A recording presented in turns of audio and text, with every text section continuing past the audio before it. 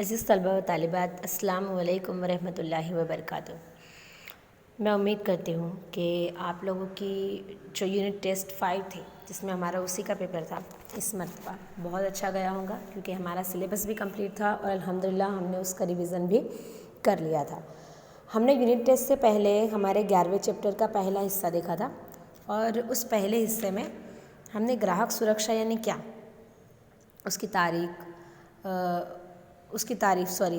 उसका कॉन्सेप्ट और ग्राहक सुरक्षा उनसे कंज्यूमर प्रोटेक्शन, उसकी अहमियत क्या थी, वो हमने देखा था। अब आज हम इसी चैप्टर को कंटिन्यू करने वाले हैं और आज हम उसमें जिस टॉपिक को पढ़ने वाले हैं, हमारे उस टॉपिक का नाम है ग्राहकोना दृष्टिकोण थी ग्राहक सुरक्षाનું महत्व, importance of consumer protection from the view point of consumer. बराबर, जिसमें हमारा पहला पॉइंट है ग्राहकों व्यापक शोषण, कि ग्राहकों का इस्तेमाल किस तरीके से होता है, ये पहले हम देखेंगे कि कारोबारी इकाइयाँ क्या करती है, ऐसी पैदावार, ऐसी पैदाश, ऐसी चीज़ों का प्रोडक्शन करती है जो असुरक्षित है, यानी जो हमारी हेल्थ के लिए बराबर नहीं है, या तो फिर उन चीज़ों की जब प्रोडक्शन करती है तो उनमें कुछ इस तरीके की चीज़ें इस्तेमाल करती है जो हमारी हेल्थ के लिए बिल्कुल भी ठीक नहीं है। ठीक है, इसके अलावा गलत रास्ते पर ले जाने वाले एडवर्टाइजमेंट, काले बाजारी, क्यों ये सब करती है कंपनियां? ताकि उन्हें ज़्यादा से ज़्यादा नफ़ा मिले। लेकिन कारोबारी इकाइयाँ ज़्यादा नफ़ा कमाने के लालच में जो कर रही है वो क्या है, बिल्कुल गलत है ना। तो इन गलत इस्तेमाल के सामने ग्राहकों को सुरक्षा देना, ग्राहकों को सिक्योरिटी देना बहुत ज़्यादा ज़रूरी है। अब ग्राहकों के साथ गलत क्यों होता है, उसका सीधा सा जवाब है ग्राहकों ने माहितीનો अभाव, कि जो ग्राहक हैं उनमें मालूमात की कमी की वजह से उनके साथ ऐसा होता है। क्यों? क्योंकि ग्राहकों को अपने जो हक है, कायदों के ज़रिए जो उनको राहतें मिलती है, ये उन्हें पता नहीं होती है, या तो फिर उन्हें पता भी होती है तो भी वो कदम उठाने के लिए डरते हैं। उनको ऐसा होता है कि अब कौन इतनी झंझट में पड़ेगा, कौन इतनी भेजामारी में पड़ेगा, है ना, ऐसे ऐसे लफ्ज़ इस्तेमाल करते हैं। या तो फिर उन्हें जो मालूमात होती है वो सही नहीं होती है, उन्हें ऐसा लगता है कि इन सारी चीज़ों में पढ़ना यानी कि वक्त की बर्बादी होगी, हमारी एनर्जी वेस्ट होगी, हमारा वक्त बर्बाद होगा। लेकिन ऐसा बिल्कुल भी नहीं है। अगर हम सच है, हमारे साथ सच में गलत हुआ है, तो हमें इस चीज़ की कंप्लेन करनी चाहिए। और तीसरा पॉइंट है बिन संगठित ग्राहकों।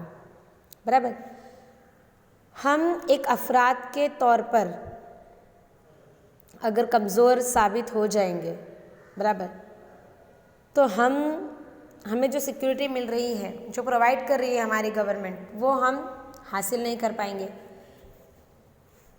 तो बहुत सारे ऐसे इदारे हैं जो ग्राहकों की बेदारी के लिए काम करते हैं। भारत में भी ऐसे बहुत सारे इदारे हैं। तो हमें क्या करना चाहिए, हमें ऐसे इदारों की मदद लेनी चाहिए। ये इदारे ज़्यादा से ज़्यादा मजबूत बने, इन इदारों के बारे में ज़्यादा से ज़्यादा लोगों को मालूमात हो, ऐसी कोशिश करनी चाहिए। इसके बाद हमारा बिल्कुल नया पॉइंट है ग्राहक सुरक्षा कायदो 1986, जिसमें हम सबसे पहले देखेंगे कि ग्राहक सुरक्षा यानी क्या। बराबर, कि व्यापारी और जो उत्पादक है, यानी पैदावार करने वाले हैं, इनके ज़रिए ज़्यादा से ज़्यादा नफ़ा हासिल करने की लालच में जो अलग अलग तरकीबें आजमा कर जिस तरीके से ग्राहकों का इस्तेमाल किया जाता है, इसके विरोध में हम जो काम करते हैं उसको हम ग्राहक सुरक्षा या कंज्यूमर प्रोटेक्शन कहेंगे। अब ये कायदा आया कब? 1986 में। ग्राहक ना अधिकारों, अब कंज्यूमर के राइट्स कौन कौन से हैं वो हम देखेंगे। बराबर, कि हमें कौन कौन से राइट्स मिले हुए हैं। तो ऐसे तो हमको 6 राइट्स मिले हुए हैं टोटल, जिसमें हम एक के बाद एक देखेंगे। जिसमें हमारा सबसे पहला राइट है सुरक्षा या सेफ्टी। ग्राहक सुरक्षाનો अधिकार यानी हमारी हेल्थ के लिए जो चीज़ नुकसानदेह है, बराबर, उसके सामने हिफाजत हासिल करना। मिसाल के तौर पे अगर लो क्वालिटी का कोई इलेक्ट्रिक सामान है तो वो हमको बाद में बहुत गंभीर चोट पहुंचा सकता है ना, बहुत प्रॉब्लम में डाल सकता है आगे। तो हमको ऐसे मटेरियल्स का यूज़ नहीं करना चाहिए। हमें सिर्फ एक जो परमानेंट और एक पर्टिकुलर मार्क है जो गवर्नमेंट ने दिया है, जैसे ISI है, तो हमें ISI मार्क वाली चीज़ें खरीदना चाहिए, बराबर, ताकि हम सेफ रह सकें, सुरक्षित रह सकें। उसके बाद हमारा दूसरा पॉइंट है जानकारी, इन्फॉर्मेशन। हम जिस सामान या खिदमत को खरीदना चाहते हैं, बराबर, हमें उसकी पूरी की पूरी मालूमात होनी चाहिए, जैसे कि उसमें कौन कौन से इंग्रेडिएंट्स है, ठीक है, उसके पैदावार की तारीख क्या है, उसको इस्तेमाल करने का तरीका क्या है, उसकी कीमत क्या है, उसका स्टॉक, उसकी प्योरिटी, उसकी क्वालिटी, ये सारी चीज़ें हमको देखनी चाहिए, जो कहाँ लिखी हुई होती है। हम जो सामान खरीद रहे हैं उसके पैकिंग के ऊपर जो लेबल रहता है उसके ऊपर ये सारी चीज़ें लिखी हुई होती है, तो हमको उस लेबल को रीड करके ये सारी मालूमात हासिल कर लेनी है। उसके बाद आता है पसंदगी, चॉइस। देखिए, हर एक कस्टमर को पसंदगी करने का, चॉइस करने का हक मिला हुआ है, बराबर, यानी जो अलग अलग सामान है उनके सामने, जो अलग अलग खिदमत है, उसमें से किसी को पसंद करना।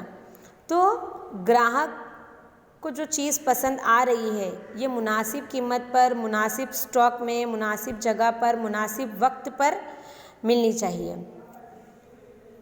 जैसे कि अगर मैं फॉर एग्ज़ाम्पल आपको समझाऊं कि अपने जो 2 व्हीलर्स होते हैं, बराबर, अब इसमें कैसे है कि आपको इसमें कलर्स देखने को मिलेंगे, इसमें आपको लुक देखने को मिलेगा, इंजन के पावर के बारे में पता चलेगा, माइलेज वगैरह आप देखते हो, है ना। तो कंज्यूमर चॉइस ये हम पे डिपेंड करता है कि हम कैसे सामान को चूज़ करते हैं, कैसे सामान को पसंद करते हैं। तो हमें क्या करना चाहिए, सामान्य खिदमत खरीदते वक्त उसकी क्वालिटी, उसकी ब्रांड, उसकी कीमत और उसका कद, ये 4 चीज़ें देखनी चाहिए। इसके बाद हमारा चौथा पॉइंट है रजुआत, रिप्रेजेंटेशन। अगर कस्टमर को किसी सामान या खिदमत को यूज़ करते टाइम पे एक ऐसा महसूस हो रहा है कि जो मुझे बताया गया था इस सामान में तो वो खूबियाँ हैं नहीं, ठीक है, तो हर एक कारोबारी इकाइयाँ क्या करती है, फरियाद के लिए एक सर्विस नंबर हमको देती हैं, बराबर। तो हमें क्या करना चाहिए, उसके पास अपनी रजुआत करनी चाहिए, उसके पास जाकर हमें हमारी बात रखनी चाहिए कि भाई जब मैंने सामान खरीदा था या खिदमत खरीदी थी तो मुझे ये कहाँ गया था और मुझे तो अब इससे सेटिस्फेक्शन नहीं हो रहा है, मुझे तो इसमें ये गुण दिखाई नहीं दे रहा है, ये क्वालिटी दिखाई नहीं दे रही है।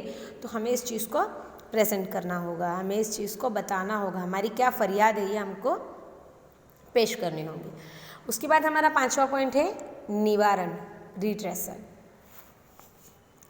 अगर हमने किसी सामान या खिदमत को ख़रीद लिया है, बराबर, और हमें जो क्वालिटी बताई गई थी उस क्वालिटी से लो क्वालिटी लग रही है हमने जो माल ख़रीदा है वो, बराबर, तो हम इस सामान या खिदमत को चेंज कर सकते हैं या फिर उस सामान या खिदमत में जो कमी है उसको दूर करने के लिए उसको वापस कंपनी को दे सकते हैं, बराबर, या फिर अगर हमें उस सामान या खिदमत की वजह से कोई नुकसान पहुंचा है तो हम उसका बदला भी हासिल कर सकते हैं।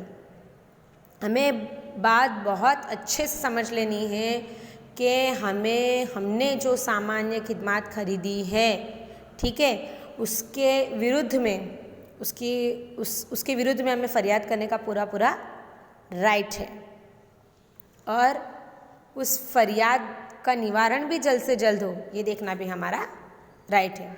इसके बाद हमारा 6वां पॉइंट आता है ग्राहक शिक्षण, कंज्यूमर एजुकेशन, कि ग्राहक को मुनासिब स्टॉक में मुनासिब क्वालिटी वाला एक मुकर्रर वक्त पर, मुकर्रर जगह पर और मुनासिब कीमत पर सामान मिले, ये सारी चीज़ें और इनका एजुकेशन हासिल करना ये ग्राहक का राइट है, ये उसका अधिकार है।